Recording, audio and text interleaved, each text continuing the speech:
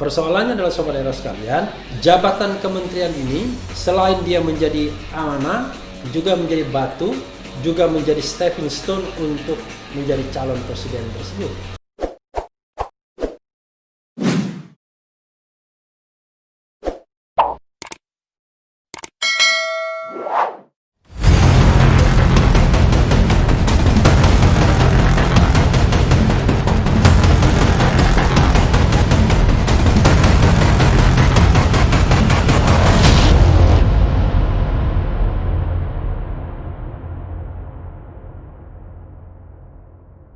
Assalamualaikum warahmatullahi wabarakatuh, Sobat RH sekalian. Jumpa lagi kita di channel yang keren ini, Keren Cadas. Nah, kali ini saya mau membacakan berita yang hot dari Sekjen PDIP ya, Hasto Kristianto, dari jurnal Presisi ya. Waduh, ada menteri yang terendus berambisi nyapres. Sekjen PDIP lontarkan sindiran keras. Setahun kabinet pemerintahan Presiden Joko Widodo berjalan, jurnal Presisi ya. Menteri yang ada kini mendapat sindiran keras dari elit PDIP. Sekretaris Jenderal PDIP Hasto Kristianto mengendus adanya menteri yang memiliki ambisi untuk maju pada Pilpres 2024. Ia pun memberi komentar terkait hal tersebut. Hal ini disampaikan Hasto saat mengomentari 1 tahun jalannya pemerintahan Presiden Jokowi dan wakilnya Ma'ruf Amin. Bukan kinerja dari presiden yang ia komentari, Hasto justru malah memberi sorotan para menteri pembantu Jokowi. Sayangnya, Hasto tidak menjelaskan secara gamblang siapa menteri yang ia maksud. Ia pun hanya mengungkapkan jika ada menteri dari kabinet Jokowi yang berambisi maju pada Pilpres 2024. Apa masalahnya ya? Stop berimajinasi untuk 2024. Hentikan pencitraan, kedepankan prestasi. Fokus saja dengan tugas dan tanggung jawab sebagai pembantu presiden, ujar Hasto seperti dikutip dari Warta Ekonomi 24 Oktober 2020. Lebih lanjut, Hasto menyerukan agar para menteri kabinet Jokowi mengutamakan soliditas dan semangat juang dalam bekerja di tengah pandemi. Pokoknya, soliditas dan daya juang para menteri di tengah pandemi COVID-19 ini sangat penting, tambah Hasto. PDIP sebagai parpol pendukung utama pemerintah menyatakan sikapnya untuk terus mendorong kerjasama dengan seluruh partai politik pengusung pemerintah, baik di pusat, daerah, hingga dukungan dari seluruh basis akar rumput partai. Hasto berpendapat, untuk menghadapi krisis karena pandemi, salah satu cara yang penting dengan dialog, gotong royong dan menciptakan kondisi politik yang stabil. Menurutnya, kerjasama politik juga dikedepankan dengan membangun dialog dengan seluruh elemen masyarakat. Selain itu, Hasto menegaskan bila mana ada pihak yang membuat kegaduhan akan berhadapan dengan kekuatan rakyat.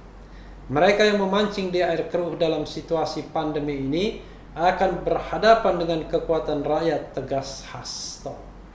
Diketahui dalam kabinet menteri terbaru, Jokowi kini tak melarang, dua kali melarangnya ya, menteri menjadi pengurus parpol seperti periode sebelumnya. Sehingga dalam formasi kabinet Indonesia Maju, tercatat ada 3 menteri yang merupakan ketua umum dari partai pengusung. Seperti yang diketahui, 3 menteri tersebut adalah Menko Perekonomian Airlangga Hartarto, yang juga ketua umum Partai Golkar, Menteri Pertahanan Prabowo Subianto yang juga ketua umum Partai Gerindra, dan Menteri Perencanaan Pembangunan Nasional Kepala Bappenas Suharto Monoarfa yang merupakan PLT Ketum P3, dan ini mau mencalonkan diri sebagai ketua umum definitif ya. setelah ketua umum sebelumnya diciduk oleh KPK. Apakah orang-orang tersebut yang dimaksud Hasto? Direktur Eksekutif Indonesia Political Review Ujang Komarudin menilai tidak ada yang salah jika ada menteri yang saat ini memiliki keinginan mencalonkan diri sebagai presiden. Hal tersebut berlaku baik menteri dari kalangan profesional maupun berlatar belakang parpol, dan di Indonesia pun pernah terjadi. SBY itu dulu seorang menteri, Menko Polhukam, lalu menang jadi presiden di 2004. Jadi ada historisnya, ujar Ujang. Namun, ia setuju dengan pendapat Sekjen PDIP tersebut, bila ambisi untuk jadi capres jangan sampai mengganggu kinerjanya. Justru, hasrat politik tersebut menjadi pecut motivasi untuk bekerja lebih giat lagi. Kalau kerjanya jeblok, lantas mau nyapres, itu baru salah, terang Ujang. Berbeda dengan Ujang, Direktur Eksekutif Indonesia Political Opinion Deddy Kurniasyah punya pendapat yang berbeda. Deddy menduga sindiran Hasto ditujukan pada Prabowo Subianto dan Erlangga Hartarto. Hartarto di sini, Hartarto ya. Ia menilai dari jajaran Menteri Jokowi, hanya 2 orang ini yang berpeluang untuk maju dalam Pilpres. Hal ini disebabkan keduanya merupakan petinggi partai besar, sehingga partainya pun bisa menjadi kendaraan politik untuk maju. Aktivitas kementeriannya bisa sekaligus diupayakan untuk membangun reputasi populis, ujar Deddy. Ya, saudara sekalian, itu tadi mengenai sindiran Hasto Kristianto ya, Sekjen PDIP mengenai menteri yang ingin nyapres di 2024. Apakah salah? Tidak juga salah ya. Tetapi memang ada beberapa hal yang harus kita catat dalam konteks ini ya. Kenapa 2024 berbeda dengan 2019 kemarin? Karena di 2024 the incumbent itu tidak akan lagi mencalonkan diri. Bahkan ada kecenderungan Presiden Jokowi sekarang sedang mencari putra mahkota, quote unquote ya. Siapa yang akan dijadikan putra mahkota untuk melanjutkan estafet kepemimpinannya. Itu dari satu sisi. Dari sisi lain tentu ada oligarki politik yang berkuasa yang ingin terus memelihara kekuasaan ini. Jadi semua berkepentingan terhadap ini. Mereka yang sekarang bagian dari rezim tidak berkepentingan untuk ada perubahan, sementara mereka yang di luar rezim tentu ingin ada perubahan. Salah satunya yang seperti sudah saya ajukan ke Mahkamah Konstitusi mengenai presidensial threshold. Karena kalau presidensial threshold tidak dijebol, maka sudah bisa dipastikan calon-calon presiden itu tidak akan jauh dari nama-nama yang disebut tadi. Dari Prabowo Subianto, Erlangga Hartarto, bisa juga Anies Baswedan, ya, bisa juga Ridwan Kamil, Ganjar Pranowo, Puan Maharani, dan beberapa nama lainnya yang muncul termasuk Sandi Uno misalnya. Tapi jangan lupa sobat era sekalian, ada 3 partai yang paling tidak memiliki peluang yang besar untuk duduk menjadi salah satu calon kadernya, yaitu PDIP, Golkar, dan Gerindra. Kalau Gerindra, no doubt, tidak usah lagi dibicarakan, pasti tidak jauh dari sosok Prabowo Subianto, sepanjang Prabowo Subianto berminat untuk menjadi calon presiden lagi. Tapi kalau turun pangkat mungkin enggak. Artinya kalau konstelasi politik tidak memungkinkan Gerindra mencalonkan Prabowo Subianto, maka ada orang lain yang bisa menggantikan tapi untuk jabatan sebagai wakil presiden. Let's say Sandi Uno misalnya, atau siapapun yang atau berasal dari partai Gerindra. Golkar sudah hampir pasti akan menjagokan Erlangga Hartarto. Persoalannya adalah apakah Erlangga Hartarto laku dijual untuk jabatan calon presiden. Kalau kita lihat survei belakangan ini misalnya yang dilakukan indikator misalnya Ganjar masih terdepan, Prabowo nomor 2, Anies nomor 3. Artinya berat bagi Erlangga Hartarto kalau ingin didorong sebagai calon presiden. Tapi kalau calon wakil presiden, saya kira punya peluang besar, apalagi endorsement atau dukungan dari Partai Golkar akan sangat signifikan bagi koalisi partai apapun. Jadi wakil presiden. Nah, persoalannya adalah sobat daerah sekalian, jabatan kementerian ini selain dia menjadi amanah, juga menjadi batu, juga menjadi stepping stone untuk menjadi calon presiden tersebut.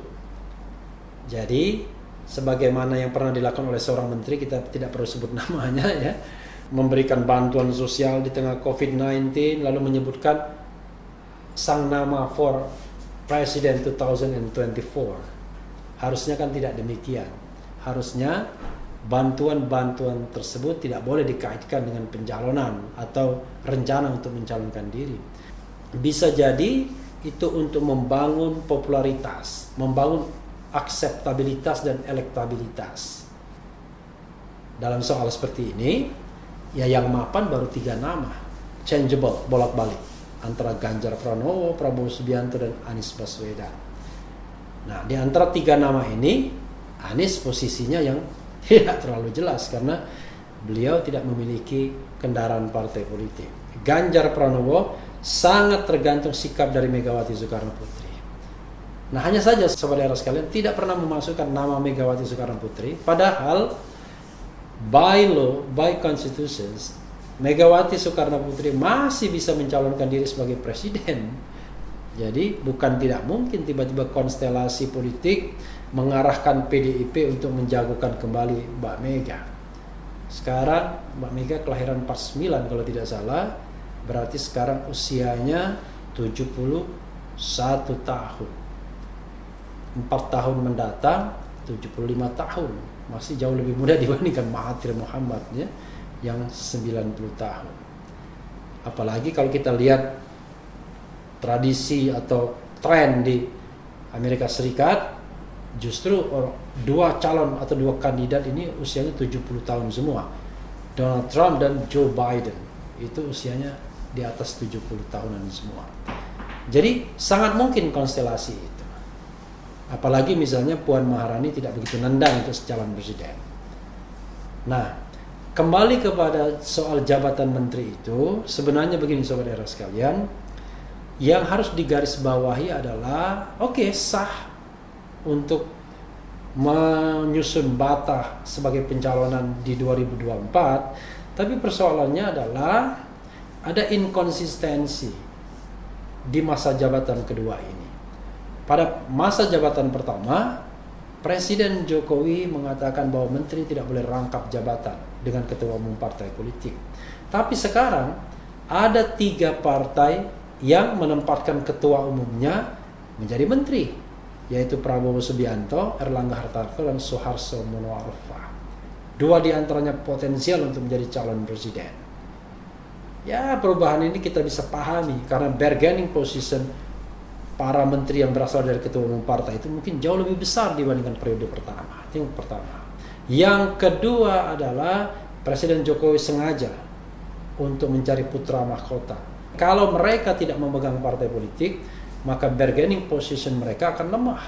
Misalnya katakanlah Erlangga Hartarto melepaskan jabatannya sebagai ketua umum Golkar, maka dia akan kehilangan kesempatan untuk menjadi calon presiden dan atau calon wakil presiden. Prabowo Subianto juga akan demikian kalau seandainya ada konstelasi perubahan luar biasa di Gerindra yang memungkinkan ada orang kuat lainnya. Tapi kalau tidak ada, maka dia akan menjadi tetap primus inter pares di partai Gerindra.